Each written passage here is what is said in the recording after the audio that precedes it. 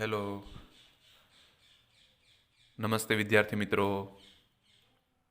ધોરણ 12 science, subject mathematics, chapter number 5 સાતત્ય અને વિકલનીયતા. તો મિત્રો, લાસ્ટ લેક્ચરમાં આપણે સ્વાધ્યાય 5.1 એનો સંપૂર્ણ અભ્યાસ કર્યો. એમાં લાસ્ટ 4 એક્ઝામ્પલ જે હતા 31, 32, 33 અને 34, એ ચાર એક્ઝામ્પલ તમે જુઓ તો કોઈ બે વિધેયોનું સંયોજન હતા. બરાબર. અને એનો પણ આપણે અભ્યાસ કર્યો હતો કે આ જે વિધેય જે છે, જેમ કે એક્ઝામ્પલ 31માં f of x is equals to cos x વર્ગ છે. બરાબર. F of x is equals to cos x વર્ગ છે. તો આ કયા બે વિધેયનું સંયોજન છે એની વાત આપણે કરી હતી. સિમિલરલી 32 અને 33 માટે પણ f of x is equals to modulus cos x, એ મોડ્યુલસ કોસ એક્સ એ કયા બે વિધેયનું સંયોજન છે એની પણ વાત કરી હતી. તથા સાઇન મોડ્યુલસ એક્સ એ કયા વિધેયનું સંયોજન છે એની વાત કરી હતી. અને લાસ્ટ એફ ઓફ એક્સ બરાબર modulus x minus mode x plus 1. બરોબર. તો અહીંયા પણ આ બંને વિધેય સતત છે, તેથી કોઈ બે સતત વિધેયની બાદબાકી પણ શું થાય? સતત. ઓકે. બીજું કે જો આ એક્ઝામમાં કયા માર્ક્સમાં, કેટલા માર્ક્સમાં દાખલો પૂછાય છે એની ઉપર તમારે ગણવાની ગણતરી કરવાનો આધાર છે. જેમ કે સિમિલરલી એમ કહીએ કે 2 માર્ક્સમાં પૂછાય છે દાખલો, બરોબર, તો તમારે શું કહેવાનું? બરોબર. 31, 32, 33 અને 34 આ 4 એક્ઝામ્પલની આપણે વાત કરીએ તો ફક્ત 2 માર્ક્સમાં પૂછાય તો તમારે શું કહી દેવાનું કે આ જે બે વિધેયનું સંયોજન છે એ બંને વિધેય સતત છે, તેથી પ્રમેય પ્રમાણે આ સતત થાય. સિમિલરલી એ જ 32 અને 33 માટે પણ લાગુ પડે. અને 34માં શું કીધું હતું કે જ્યાં અસતત હોય તેવા તમામ બિંદુઓ શોધો. બરાબર. આ દાખલો પણ જો 2 માર્ક્સમાં પૂછાય તો એ રીતે, પણ 3 અથવા તો 4 માર્ક્સમાં પૂછાય તો પછી તમારે મોડ એક્સ સતત છે એવું સાબિત કરવું પડે, મોડ્યુલસ એક્સ પ્લસ 1 સતત છે એવું સાબિત કરવું પડે. બરાબર. બંને સાબિત કરવાનું તમારે દાખલાની રીતે, અને પછી પ્રમેય ઉપરથી તમે કહી શકો કે આ બંને સતત છે, તેથી સતત વિધેયની બાદબાકી પણ શું થાય? સતત. બરાબર છે. ઓકે. તો હવે આપણે એનાથી આગળ વિકલનીયતા. બરાબર છે. મેઇન ટોપિક હવે આપણો ચાલુ થાય છે વિકલનીયતા, વિકલન વિશેનો ટોપિક, જે આપણા ચેપ્ટરનું નામ છે. આપણે વાત કરી હતી એમ કે સાતત્ય અને વિકલનીયતા. એમાં ફક્ત સ્વાધ્યાય 5.1 જે છે એ જ સતત ઉપર છે. બાકીના હવે દરેક સ્વાધ્યાય આપણે ફક્ત વિકલનની જ વાત કરીશું. ઓકે. એની વ્યાખ્યામાં એવું ડીપમાં આપણે જતા નથી. બરાબર છે. એની જરૂર પણ નથી. વ્યાખ્યા ઉપરથી કોઈ વિધેયનું આપણે વિકલન મેળવવાનું આવતું નથી. પણ તેમ છતાં ઉપર છેલ્લી એક વ્યાખ્યા જોઈ લઈએ કે વ્યાખ્યા શું છે વિકલનની. તો અહીં જોઈએ, ધારો કે એફ વાસ્તવિક વિધેય છે અને સી તેના પ્રદેશનું કોઈ બિંદુ છે. બરાબર. એફ શું છે? કોઈ પણ વિધેય છે, કોઈ વાસ્તવિક વિધેય છે, અને સી જે છે એ બિંદુ છે. કયું? આ વિધેય એફના પ્રદેશનું.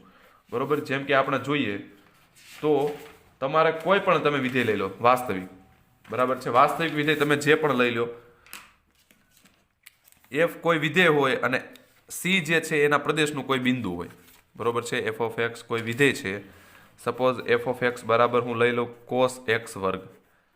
તો આ વિધેય છે અને આનો પ્રદેશ શું છે? તમે એક્સની કિંમત શું લઈ શકો? કોઈ પણ કિંમત. બરોબર. એક્સની કિંમત તમે શું લઈ શકો? કોઈ પણ. એનો મતલબ કે આર વાસ્તવિક. હવે કોઈ વિધેય સી આગળ સતત છે એવું તમે ક્યારે કહી શકો? આપેલું વિધેય, જેમ કે f of x is equals to cos x વર્ગ માટે વાત કરું તો આપેલું વિધેય સી આગળ સતત છે એમ આપણે ક્યારે કહી શકીએ? તો જો તમે જાણો છો કે આ કન્ડિશન સેટિસ્ફાય થાય તો limit x tense two C F of x is equals to f of C. બરોબર છે. વિધેયનું એક્સ ટેન્સ ટુ સી આગળનું લક્ષનું મૂલ્ય એ કેટલું થતું હોય? એફ ઓફ સી જેટલું થતું હોય. તો તમે કહી શકો કે આપેલું વિધેય જે છે એ એક્સ બરાબર સી આગળ કેવું છે? સતત. ઓકે. આ તો વાત થઈ સતત માટે.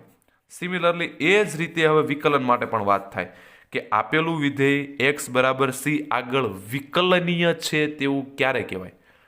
તો હવે આપણે એની વાત કરીએ છીએ, એક્સ બરાબર સી આગળ વિકલનીય છે એની. તો અહીંયા જો લખ્યું છે કે ધારો કે એફ કોઈ વિધેય છે અને સી તેના પ્રદેશનું કોઈ પણ બિંદુ છે.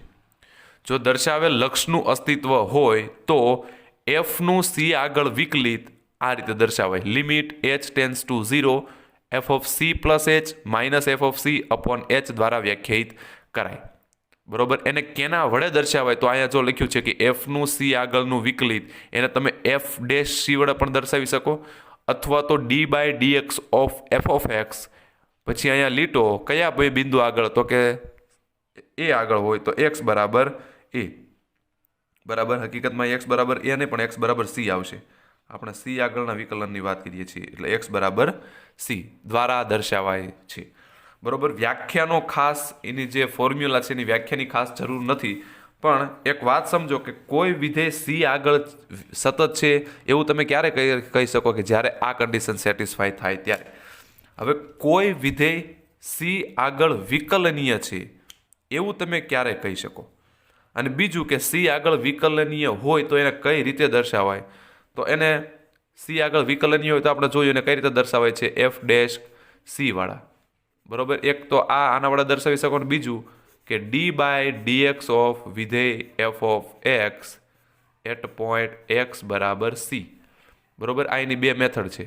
વિધેયનું વિકલન આવી બે રીતે દર્શાવે છે, પણ મહત્તમ આપણે આ જ પ્રોસેસનો ઉપયોગ કરીશું. આ દર્શાવવાની રીત એક આ છે, પ્રચલિત છે. બરાબર, દર્શાવે છે તો ઘણી બધી રીતે તમે દર્શાવી શકો, પણ બને ત્યાં સુધી આપણે કોઈ ફિક્સ નોટેશન લઈને ચાલીએ તો વધારે સરળ રહેશે.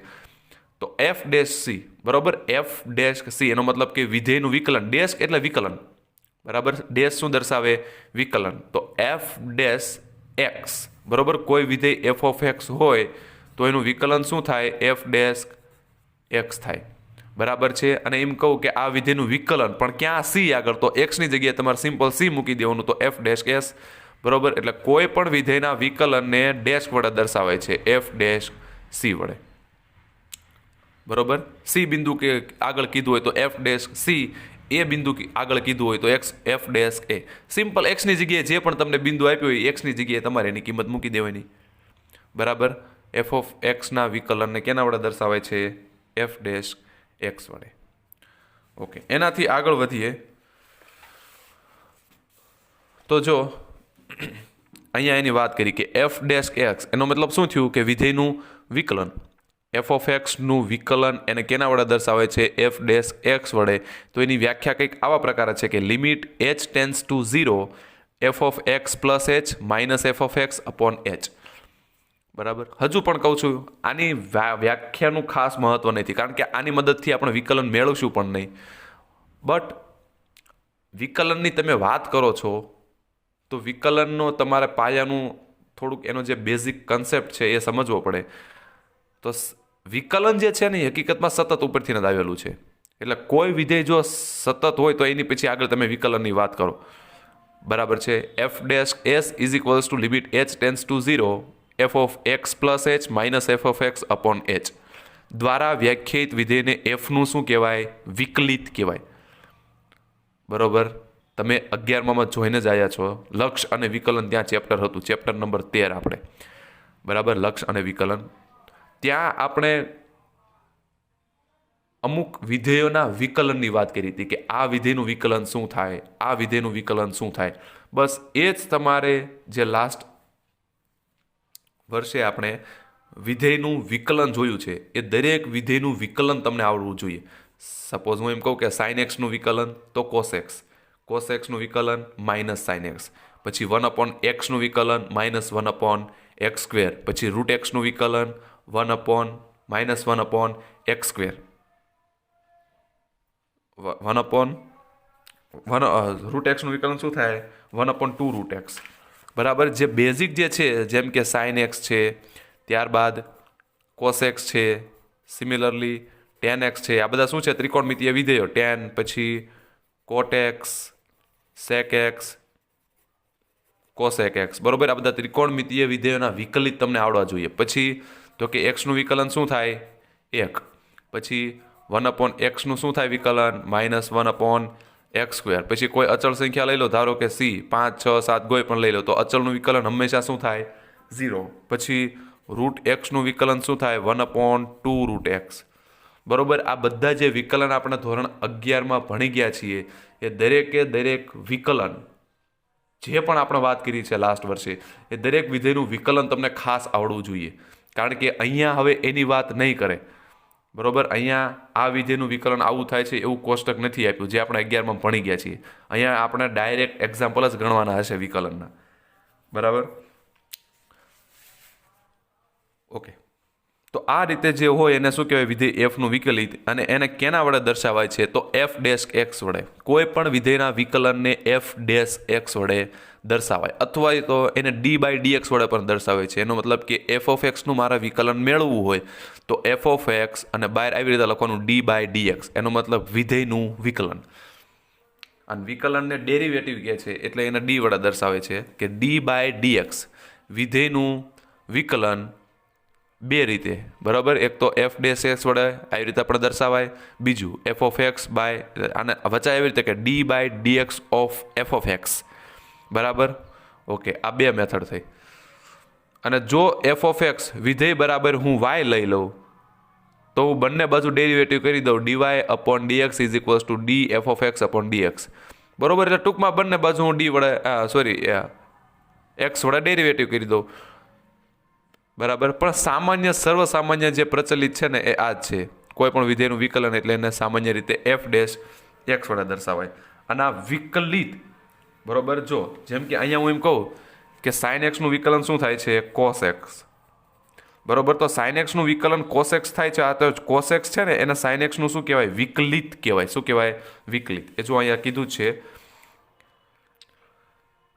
જો આપણે એફ ઓફ એક્સનો એક્સને સાપેક્ષે શું કહેવાય, એને વિકલિત. કોઈ વિધેયનું વિકલિત. બરાબર, અને એ વિકલિત કઈ રીતે મળ્યું, તો એ શોધવાની જે પ્રક્રિયા છે એને શું કહેવાય, વિકલન. બરાબર, વિધેયનું વિકલિત શોધવાની પ્રક્રિયાને શું કહેવાય, વિકલન. અને જે જવાબ મળે, જેમ કે સાઇન એક્સનું વિકલન કોસ એક્સ થાય તો કોસ એક્સને સાઇન એક્સનું શું કહેવાય, વિકલિત કહેવાય. બરાબર, એ જે તમે પ્રોસેસ કરો છો એને વિકલન કહેવાય. અને જે તમને મળે છે, જે વિધેયનું તમને વિકલન મળે છે છેલ્લે, એને એ વિધેયનું શું કહેવાય, વિકલિત કહેવાય. એટલે વિકલનને ઇંગ્લિશમાં ડિફરન્શિએશન કહેવાય અને વિકલિતને ઇંગ્લિશમાં શું કહેવાય, ડેરિવેટિવ. ઓકે, હવે એક આ 4 સ્ટાન્ડર્ડ નિયમો છે કે કોઈ બે વિધેય. હવે જો ડેશ એટલે વિકલન, બરાબર, ખાસ ધ્યાન રાખજો. ડેશ એટલે આપણે શું સમજવાનું, વિકલન.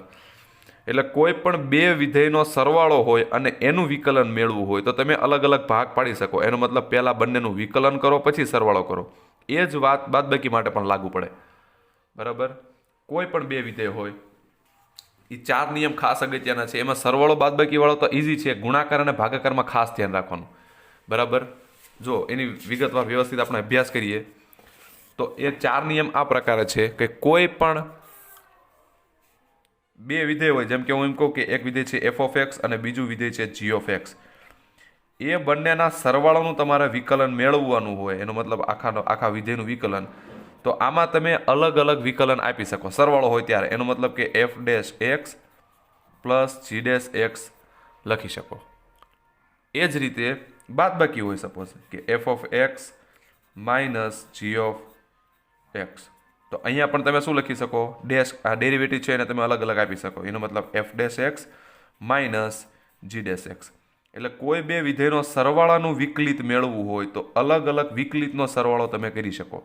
સેકન્ડ, બે અલગ અલગ વિધેયના બાદબાકીનું તમારે વિકલિત મેળવવું હોય તો વિકલિતની તમે બાદબાકી કરી શકો. બરાબર, આ બે નિયમ તો ઇઝી છે. ગુણાકાર અને ભાગાકારના જે બંને નિયમ છે એ ખાસ તમને આવડવા જરૂરી છે.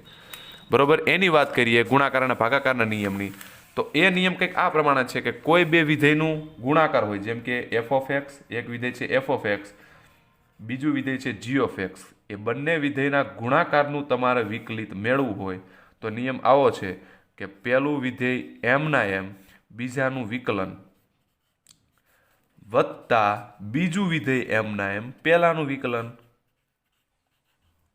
બરોબર, આ ગુણાકારનો નિયમ છે. ખાસ ધ્યાન રાખજો, ગુણાકારમાં હોય ત્યારે આગળ સરવાળા બાદબાકીમાં આગળ આપણે સરવાળા બાદબાકીમાં જોયું રીતે નહીં કે અલગ અલગ બંનેને તમે ડેરિવેટિવ આપી દો. એનો મતલબ f dash x into g dash x એવું નહીં. બે વિધેયના ગુણાકારનું તમારે વિકલિત મેળવવું હોય તો શું થશે, f dash x into g dash x એવું થાય નહીં. ખાસ ધ્યાન રાખજો, સરવાળા બાદબાકીમાં મિત્રો હાવ ઇઝી છે. સરવાળા બાદબાકીમાં તમારે શું કરવાનું હોય, સેપરેટ આપી દો. પણ ગુણાકારને ભાગાકારમાં એવું નથી, ધ્યાન રાખજો. ગુણાકારને ભાગાકારમાં શું છે, તો કે બે વિધેયનું તમારે ગુણાકારનું વિકલિત મેળવવું હોય તો પહેલું વિધેય એમના એમ બીજાનું વિકલન વત્તા બીજું એમ પહેલું એમના એમ બીજાનું વિકલન એટલે જી ડેશ એક્સ પ્લસ બીજું એમના એમ પહેલાનું વિકલન એટલે જી ઓફ એક્સ એમના એમ પહેલાનું વિકલન એફ ડેશ એક્સ. ઓકે, આ વાત થઈ ગુણાકાર માટે. હવે ભાગાકાર માટે હોય એનો મતલબ કે એફ ઓફ એક્સ અને જી ઓફ એક્સ આ બંનેના ભાગાકારનું આપણે ડેરિવેટિવ મેળવવું હોય તો ત્યાં નિયમ એવો છે કે છેદ એમના એમ એનો મતલબ છેદ તરીકે જી ઓફ એક્સ છે એટલે છેદ એમના એમ અંશનું વિકલન એટલે શું થશે એફ ડેશ એક્સ છેદ એમના એમ અંશનું વિકલન માઇનસ અંશ એમના એમ છેદનું વિકલન છેદમાં છેદનો વર્ગ છેદમાં જી ઓફ એક્સ છે તો જી ઓફ એક્સનો વર્ગ. બસ આ બે સ્ટાન્ડર્ડ નિયમો યાદ રાખજો. ગુણાકારમાં એવું છે કે પહેલું એમના એમ બીજાનું વિકલન પ્લસ બીજું એમના એમ પહેલાનું વિકલન.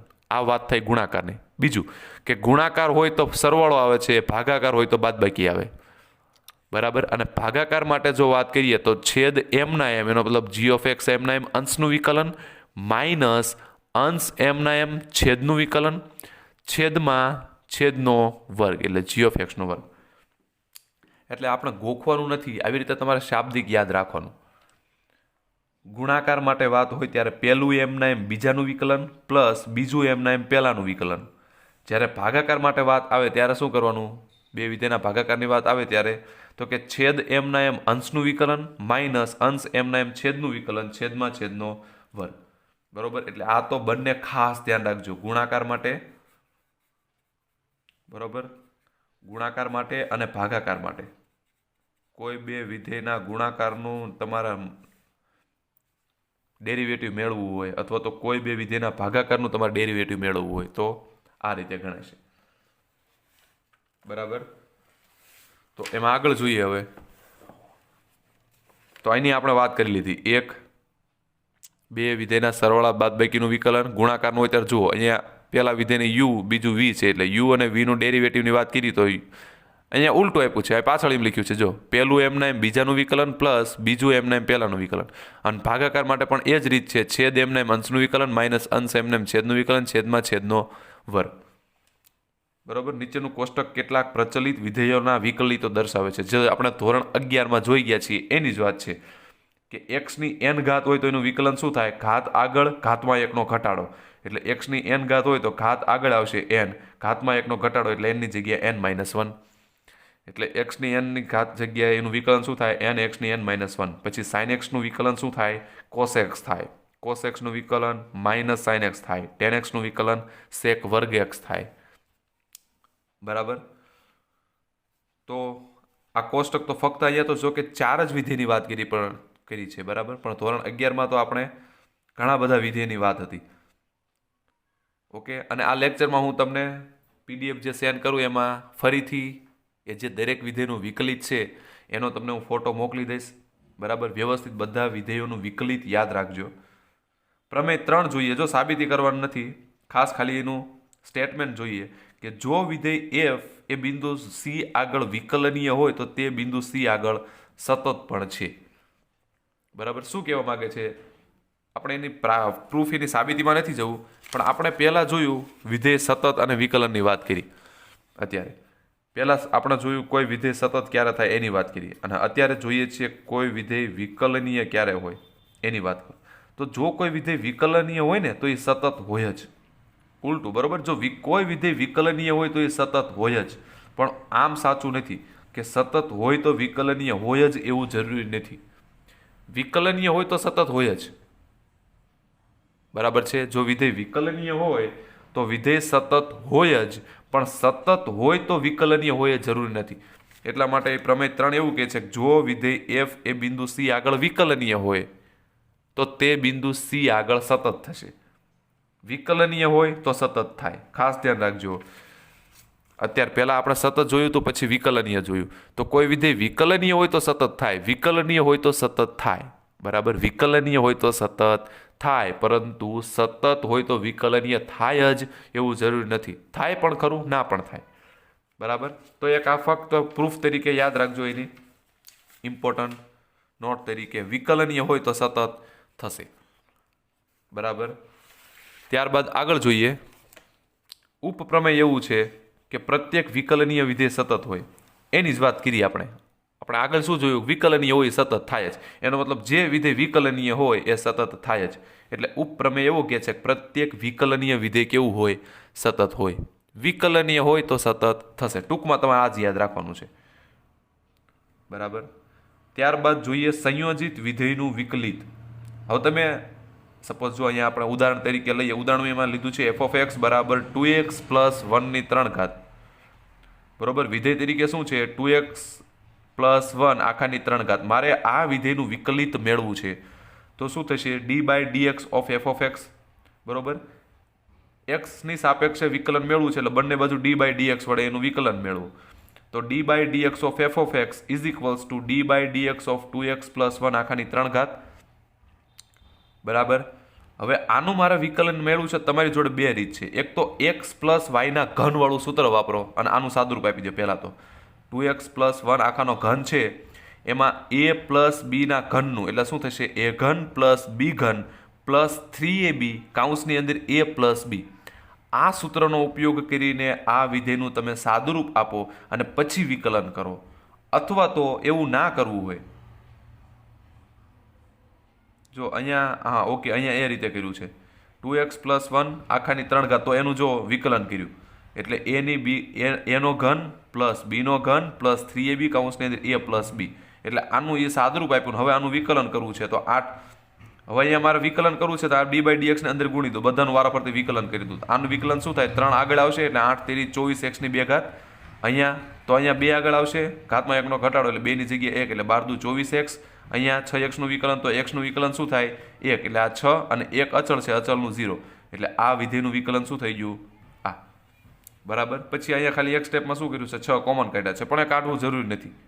બરાબર. એવું કમ્પલસરી નથી, કોમન કાઢવા જ પડે. પણ વાત શું છે કે આવી રીતે હોય તો એનું તમે સાદુરૂપ આપી દો x + y ના ઘન પ્રમાણે, પછી અલગ અલગ ડેરિવેટિવ આપી દો અને નિયમ પ્રમાણે એનું ડેરિવેટિવ કરી લો. બરોબર. તો સંયોજિત વિધેયનું વિકલન એ તો જો કે આપણે સ્વાધ્યાયમાં દાખલા છે એટલે સમજશું, ત્યાં દાખલા ગણશું એટલે તમને ખ્યાલ આવશે જ.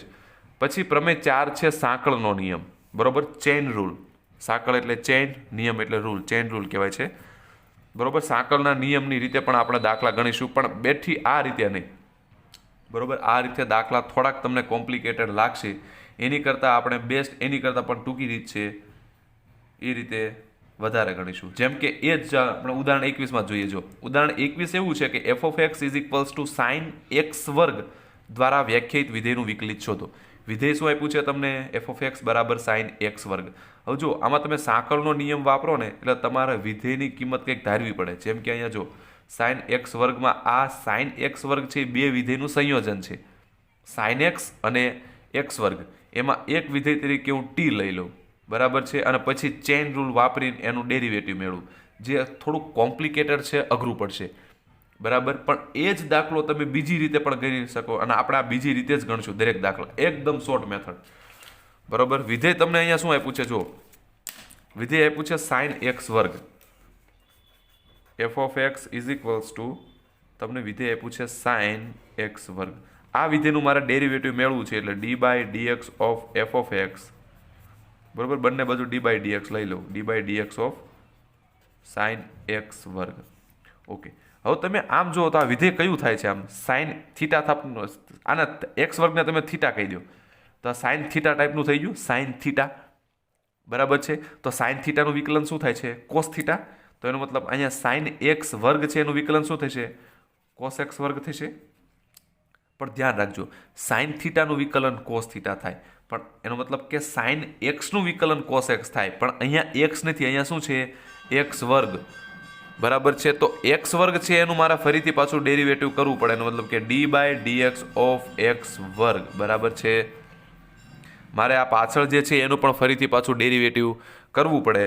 તો sin x નું વિકલન cos x, પણ x નથી, x² છે, તો મારે x² નું ફરીથી પાછું ડેરિવેટિવ કરવું પડે. તો આ cos x² એમ ના એમ. અને આનું તો તમે જાણો છો x² નું ડેરિવેટિવ શું થાય? x ની n ઘાત પ્રમાણે ઘાત આગળ, ઘાતમાં 1 નો ઘટાડો એટલે 2x. તો એનો મતલબ આપેલા વિધેયનું ડેરિવેટિવ શું થઈ ગયું? 2x cos x².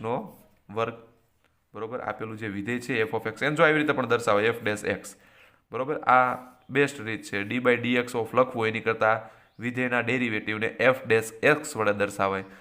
હવે તમે જુઓ સાંકળના નિયમ તમે ચેન રૂલ વાપરો તો એમાં જવાબ તો એ જ આવે છે 2x ઇન્ટુ કોસ એક્સ વર્ગ, અને આ શોર્ટ ફોર્મથી પણ જવાબ તો શું આવે છે 2x ઇન્ટુ કોસ એક્સ વર્ગ. બરોબર, એટલે આ જે બીજી રીત છે ચેન રૂલ કરતાં પણ ઇઝી પડશે. બરાબર, તો આપણે એ જ રીતે દાખલા ગણશું જે આ સેકન્ડ મેથડ છે ને એ રીતે. જેમ કે ઉદાહરણ 22 પણ જોઈએ જોડે જોડે. ત્યાં છે tan 2x પ્લસ 3. શું છે tan વિધેય તરીકે આવું આપ્યું છે, આપણે ધારો કે વિધેય તરીકે એફ ઓફ એક્સ લઈ લઈએ. શું છે tan 2x પ્લસ 3. હવે આનું મારે ડેરિવેટિવ કરવું છે એટલે હું એફ ડેશ એક્સ વડે દર્શાવી દઉં. હવે આને તમે કઈ રીતે જોશો? જો આને હું આખા થીટા કહી દઉં અથવા તો એક્સ કહી દઉં. બરોબર, આખા વિધેયને શું કહી દઉં છે? આ કાઉન્સમાં છે એને એક્સ, એટલે tan x થઈ ગયું. હવે tan x નું વિકલન શું થાય છે? tan થીટાનું વિકલન શું થાય? sec વર્ગ થીટા, એટલે sec વર્ગ tan x નું વિકલન sec વર્ગ x. તો tan x હોય તો sec વર્ગ x, પણ અહીંયા tan x નથી, અહીંયા શું છે 2x પ્લસ 3. તો tan 2x પ્લસ 3 નું વિકલન શું થાય? sec વર્ગ 2x પ્લસ 3. બરોબર, tan થીટાના નિયમ પ્રમાણે tan થીટાનું વિકલન sec વર્ગ થીટા, તો tan 2x પ્લસ 3 નું વિકલન sec વર્ગ 2x પ્લસ 3. પણ મારે કરવું તો કોની પ્રત્યે? x પ્રત્યે. વિધેયનું વિકલન મારે કોની પ્રત્યે કરવાનું છે? x પ્રત્યે. અને થયું કોના પ્રત્યે? 2x પ્લસ 3 પ્રત્યે. તો ફરીથી મારે એને 2x પ્લસ 3 પ્રત્યે ફરીથી એનું ડેરિવેટિવ કરવું પડે, જેમ આપણે આગળ જોયું તો એમ x વર્ગ માટે. tan x નું વિકલન sec વર્ગ x થાય, પણ x હોય તો અહીંયા x નથી, અહીંયા 2x પ્લસ 3 છે, તો મારે એને ફરીથી ડેરિવેટિવ નિયમ પ્રમાણે કરવું પડે. એટલે આ sec વર્ગ 2x plus 3 as it is d by dx of 2x plus 3. હવે આનું વિકલન શું થાય? તો આ ડી બાય ડીએક્સ ને અંદર દઈ દો, એટલે બે તો અચળ છે એની બહાર. x નું x પ્રત્યે વિકલન શું થાય? 1, અને 3 નું 0. બરોબર, એટલે ફક્ત શું આવશે? 2. એટલે આનો જવાબ શું આવશે? 2 sec વર્ગ 2x પ્લસ 3. એટલે આપેલા વિધેયનું ડેરિવેટિવ જોયો 2 sec વર્ગ 2x પ્લસ 3. બરાબર છે, 2 sec વર્ગ 2x પ્લસ 3.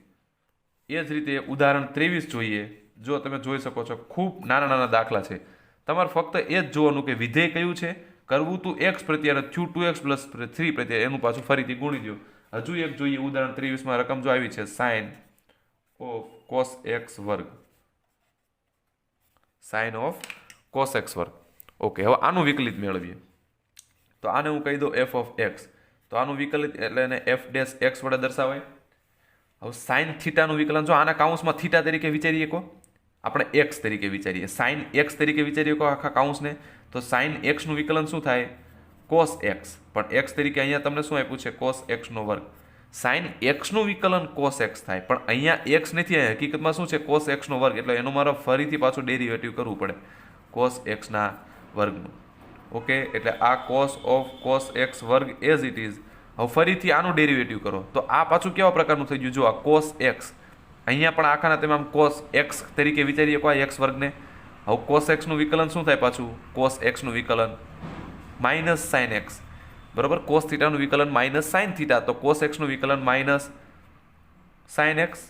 એટલે x તરીકે અહીં શું છે પાછું?